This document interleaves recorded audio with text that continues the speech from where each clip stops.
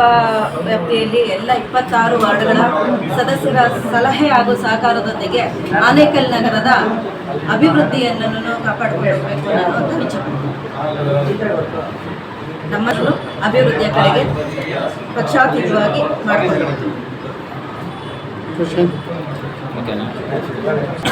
ಎಲ್ಲ ಸಮಸ್ಯೆಗಳನ್ನು ಕೂಲಂಕುಷವಾಗಿ ಪರಿಶೀಲಿಸಿ ಅದಕ್ಕೆ ಪರ್ಯಾಯವಾಗಿ ಏನು ಮಾಡಬೇಕು ಅನ್ನೋದನ್ನು ಎಲ್ಲ ಅಧಿಕಾರಿ ವರ್ಗಗಳ ಜೊತೆ ಚರ್ಚೆ ನಡೆಸಿ ಅದನ್ನು ನಿರ್ವಹಣೆ ಮಾಡೋದಕ್ಕೆ ಪ್ರಯತ್ನ ಪಡ್ತೀವಿ.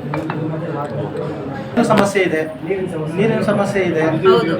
ಇದ್ರ ಬಗ್ಗೆ ನೀವು ಯಾವ ಥರ ಇದು ಮಾಡ್ತೀರಾ ಅಂತ ಈಗ ತಾನೇ ಹೇಳಿದ್ನಲ್ಲ, ಎಲ್ಲ ಅಧಿಕಾರಿ ವರ್ಗಗಳ ಜೊತೆ ಮಾತಾಡಿ ಎಲ್ಲ ಸಮಸ್ಯೆಗಳನ್ನು ಆದಷ್ಟು ಬೇಗ. ನಮ್ಮ ಜಿಲ್ಲಾಧ್ಯಕ್ಷರಿಗೂ ಮಿಸ್ಗೈಡ್ ಮಾಡ್ತಾ ಇದ್ದಾರೆ. ಮಿಸ್ಗೈಡ್ ಮಾಡಿ ಕಿವಿಗೆಲ್ಲ ಊದೋದು ಪಾಪ ಅವ್ರ ಕೈಯಲ್ಲಿ ಹೇಳಿಸ್ತಾ ಇದ್ದಾರೆ.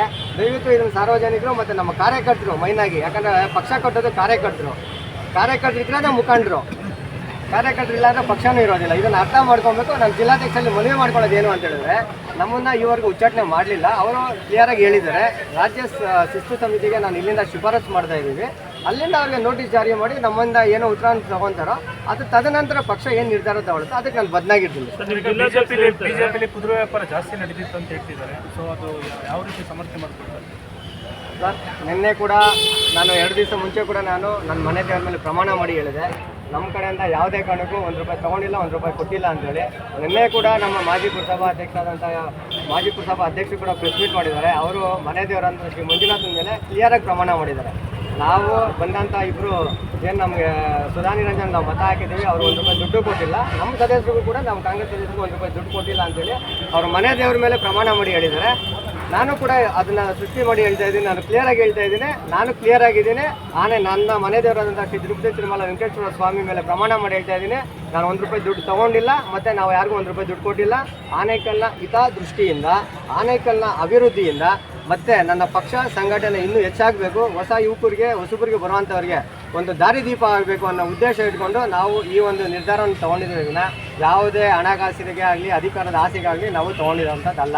ಇದನ್ನು ನಮ್ಮ ಪಕ್ಷದ ಹಿರಿಯರು ಮುಖಂಡರು ಇದನ್ನು ದಯವಿಟ್ಟು ಗಮನಿಸಬೇಕು.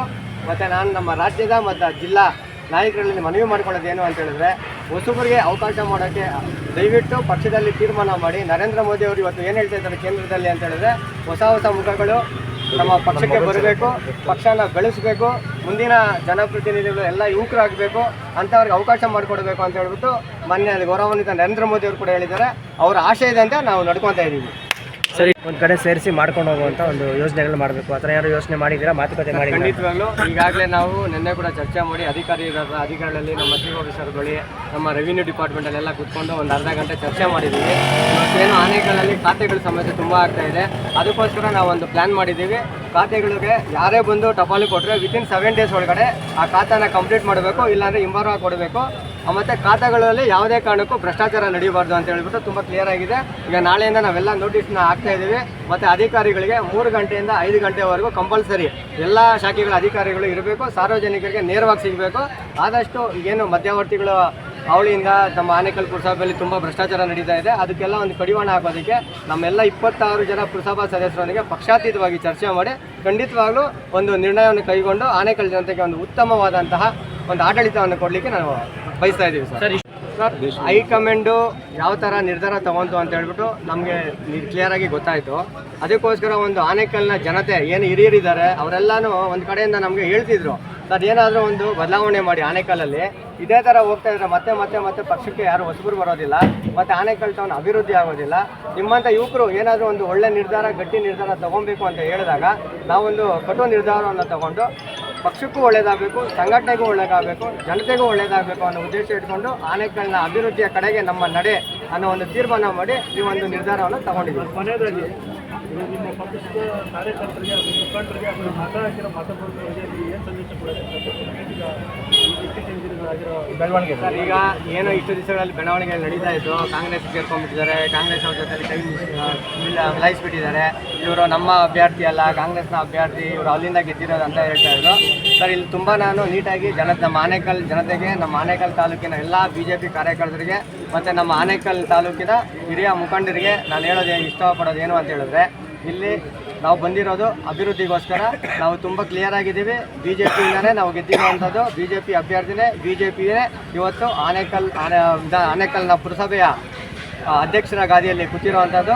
ಇಲ್ಲ ಅಂತ ಹೇಳಿದ್ರೆ ನಾವು ಇವತ್ತು ಇಷ್ಟು ಬಾವುಟಗಳನ್ನ ಹಿಡ್ಕೊಂಡು ಇಷ್ಟು ಜನ ಕಾರ್ಯಕರ್ತರೊಂದಿಗೆ ಬರೋ ಅವಶ್ಯಕತೆ ಇರಲಿಲ್ಲ. ಇವತ್ತು ನಮ್ಮ ಏನು ಪಾದಯಾತ್ರೆ ಮಾಡಿದ್ದೀವಿ, ಇಡೀ ನಮ್ಮ ಆನೇಕಲ್ ಜನತೆಗೆ, ಆನೇಕಲ್ ತಾಲೂಕಿನ ಕಾರ್ಯಕರ್ತರಿಗೆ, BJPಯ ಮುಖಂಡರುಗಳಿಗೆ ಮತ್ತು ರಾಜ್ಯ ಮತ್ತು ಜಿಲ್ಲಾ ನಾಯಕರಿಗೆ ಕ್ಲಿಯರಾಗಿ ಅರ್ಥ ಆಗಿದೆ. ಇಲ್ಲಿ ಒಂದೇ ಉದ್ದೇಶ ಇದ್ದಿದ್ದು, ನಮ್ಮದು ಏನು ಯುವಕರದು ಬೇಳೆಕಾಳು ಬೆಳೆಸಬಾರ್ದು, ನಮ್ಮ ಪಟಾಲಂ ಕೆಲಸನೇ ಆಗಬೇಕು ಅಂತ ಹೇಳ್ಬಿಟ್ಟು ಒಂದು ತಂಡ ನಿರ್ಧಾರ ಮಾಡಿತ್ತು. ಆ ನಿರ್ಧಾರದ ಏನು ಅವರು ನಿರ್ಧಾರವನ್ನು ಮಾಡಿದರು, ಈಗಿನ ಜನ್ರೇಷನ್ಗೆ ನಿಮ್ಮ ನಿರ್ಧಾರ ಸರಿ ಇಲ್ಲ. ಮುಂದಿನ ದಿನಗಳಲ್ಲಿ ದಯವಿಟ್ಟು ನಾನು ಕೈ ಮುಗಿದು ಪ್ರಾರ್ಥನೆ ಮಾಡ್ತೀನಿ, ನಮ್ಮ BJP ಹಿರಿಯ ಮುಖಂಡರಲ್ಲಿ ಯುವಕರಿಗೆ ಅವಕಾಶ ಕೊಡಿ, ಪಕ್ಷ ಸಂಘಟನೆಗೆ ಹೆಚ್ಚಿನ ಆದ್ಯತೆಯನ್ನು ನೀಡಿ ಅಂತ ಹೇಳ್ಬಿಟ್ಟು ನಾನು ಎಲ್ಲ ಹಿರಿಯರಲ್ಲಿ ಪ್ರಾರ್ಥನೆ ಮಾಡ್ತೀನಿ ಅಂತ. ನಮ್ಮ ಅಧ್ಯಕ್ಷ ಆಗಿರುವಂಥ ಸುಧಾ ನಿರಂಜನ್ ಅವರು ಕೆಲವು ಕರೆ ಮಾಡಿದ್ದಾರೆ, ಮೆಸೇಜ್ಗಳನ್ನು ಕೂಡ ಕಳಿಸಿದ್ದಾರೆ, ಈ ಥರ ಇದೆ ಅಂತ ಹೇಳ್ಬಿಟ್ಟು. ಕರೆಯೋ ಧರ್ಮ ನಮ್ಮದು, ಬರುವಂಥದ್ದು ಬಿಡುವಂಥದ್ದು ಅವ್ರಿಗೆ ಸಂಬಂಧಪಟ್ಟಿರೋದು. ಮುಂದಿನ ದಿನಗಳಲ್ಲಿ ಅವ್ರ ಮನೆಗೆ ಹೋಗಿ ನಮ್ಮ ಅಧ್ಯಕ್ಷ ಆಗಿರುವಂಥ ಸುಧಾ ನಿರಂಜನ್ ಅವರು ಪ್ರತಿಯೊಬ್ಬರು ಅವರ ಆಶೀರ್ವಾದವನ್ನು ಪಡ್ಕೊಂಡು ಮಾರ್ಗದರ್ಶನವನ್ನು ಪಡ್ಕೊತಾರೆ ಅಂತ ಹೇಳಲಿಕ್ಕೆ ನಾನು ಇಷ್ಟಪಡ್ತೀನಿ ಸರ್.